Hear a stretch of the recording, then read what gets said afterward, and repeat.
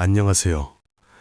오늘 아침 6시에 알람 시계가 울렸을 때 제일 먼저 든 생각은 막연한 불안감이 아니었나요? 이불을 뒤집어 쓰고 바깥 세상에서 5분이라도 더 벗어나고 싶었지만 이 도시에 보이지 않는 압박감이 당신을 침대에서 끌어냈습니다. 거리로 나선 당신은 긴 검은 코트를 입고 무표정하게 스마트폰 화면에만 몰두한 사람들 틈에 섞여 들어갔습니다.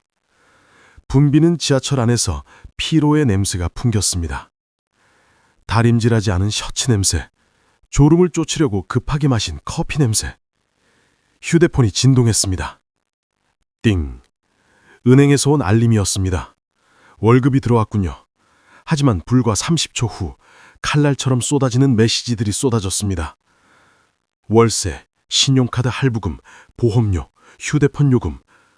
방금 지갑에 들어온 돈은 사막에 잠깐 내린 소나기 같았지만 순식간에 증발해버렸습니다. GS25 편의점 진열대 앞에 서 있습니다. 손에는 두 가지 선택지가 있습니다. 가장 저렴한 참치맛 삼각도시락, 아니면 2,000원 더 비싸지만 양이 푸짐한 도시락. 망설이다가 계산해봅니다. 그리고는 가슴속에서 수치심이 치밀어 오릅니다. 스스로에게 묻습니다. 왜 나는 이렇게 살고 있는 거지? 대학도 졸업하고 어학 자격증도 있고 하루 12시간씩 일하는데 왜 점심값까지 아껴야 하는 거지? 저 멀리 인스타그램에서 친구들은 고급 오마카세 식당에서 식사하는 사진을 올리고 파리 여행 자랑을 하고 새 샤넬 가방을 자랑하고 있습니다. 그들을 바라보다가 편의점의 흐릿한 거울에 비친 내 모습을 봅니다. 남들의 화려한 영화 속 빛바랜 조연처럼 느껴집니다.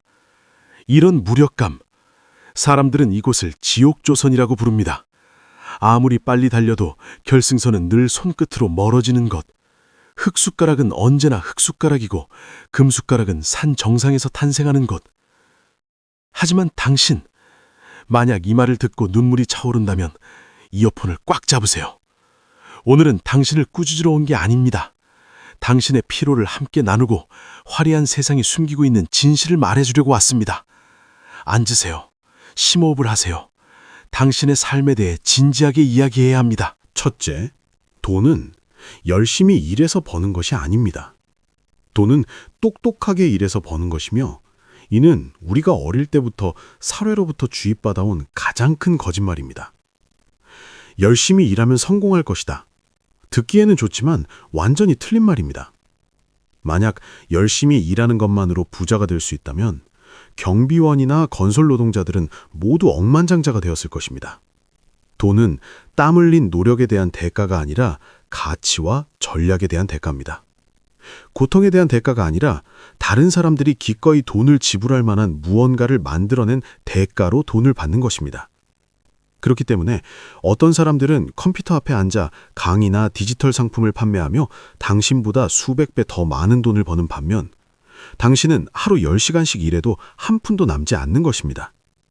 세상은 당신이 얼마나 열심히 일하는지에는 관심이 없습니다. 세상은 오직 결과와 당신의 기술이 얼마나 희소하고 유용하며 확장 가능한지에만 관심을 갖습니다. 만약 당신의 기술이 누구나 할 수 있는 것이라면 인생에서 가장 적은 보수만 받는다고 해도 놀라지 마십시오. 그러니 진정으로 가난에서 벗어나고 싶다면 하루에 몇 시간씩 일하는지 자랑하는 대신 어떻게 하면 더 가치 있는 사람이 될 수 있을지 스스로에게 물어보세요. 핵심은 얼마나 많이 일하느냐가 아니라 다른 사람들에게 인정받을 만한 일을 무엇을 하느냐입니다. 둘째로, 빚 자체가 적이 아닙니다. 진짜 적은 무지입니다. 모두가 빚은 나쁘다고 하지만 어리석은 빚에만 해당되는 말입니다. 명품 신발이나 새 휴대폰을 사려고 돈을 빌리는 것은 어리석은 빚입니다. 하지만 현금 흐름을 창출할 수 있는 것에 투자하기 위해 돈을 빌리는 것이 바로 부자들이 더 부자가 되는 비결입니다. 예를 들어 임대용 아파트를 사기 위해 돈을 빌린다고 생각해 보세요. 세입자가 월세를 내고 그 돈으로 대출금이 점차 상환됩니다. 그렇게 되면 어느 날 그 아파트는 진정한 자산이 됩니다. 반면 충동적인 당신은 값비싼 물건을 사기 위해 돈을 빌리고는 온라인에서 남들이 꿈꾸기만 하는 삶을 만들어가는 모습을 그저 바라만 봅니다. 빚은 도구입니다. 지식이 부족한 사람의 손에 든 빚은 자신을 빚의 구렁텅이로 더 깊이 파묻는 삽과 같습니다. 하지만 현명한 사람의 손에 든 빚은 그 구렁텅이에서 빠져나오는 사다리가 됩니다. 셋째, 돈은 관습을 좋아합니다. 돈을 낯선 사람처럼 대하지 마세요.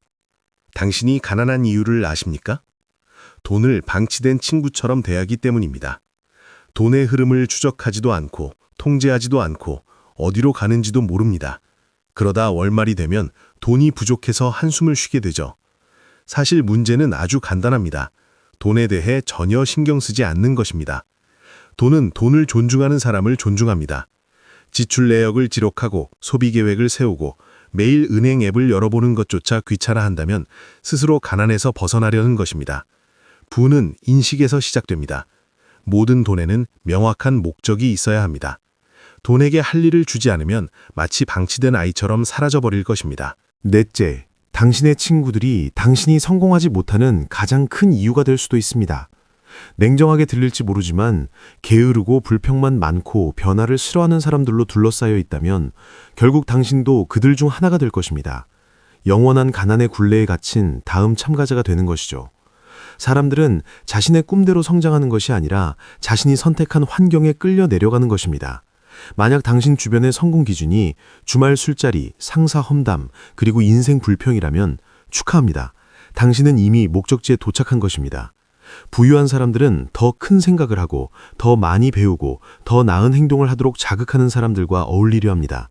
반면 가난한 사람들은 실패를 당연하게 여기도록 만드는 사람들과 어울리는 것을 선호합니다. 다섯째, 돈은 열정에서 오는 것이 아니라 문제 해결 능력에서 옵니다.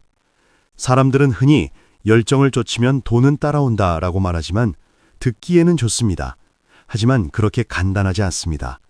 밤새 게임만 하다가 아침에 일어나 직장에 대해 불평하는 사람에게 그 말을 해보세요. 열정만으로는 생활비를 벌 수 없습니다. 돈은 취미가 아니라 가치를 따라옵니다. 부자가 되고 싶다면 내가 좋아하는 일은 무엇일까라고 묻지 말고 다른 사람들이 기꺼이 돈을 지불할 만한 문제를 어떻게 해결할 수 있을까라고 물어보세요. 작은 문제를 해결하면 돈을 거의 벌지 못하지만 큰 문제를 해결하면 많은 돈을 벌 수 있습니다. 열정은 단지 시작점일 뿐이며 문제를 해결하는 능력이야말로 당신을 진정으로 앞으로 나아가게 하는 원동력입니다. 여섯째, 부자를 우상화하지 말고 그들이 어떻게 성공하는지 배우세요. 누군가 고급 승용차를 몰거나 값비싼 시계를 차고 있는 것을 보면 섣불리 비웃지 마세요. 그들 중 상당수는 그저 과시하려는 것일 뿐입니다. 모두가 진정한 부자는 아니죠. 절반은 빚더미에 허덕이며 소셜미디어에 부를 과시하는 데 급급합니다. 하지만 나머지 절반은 다릅니다.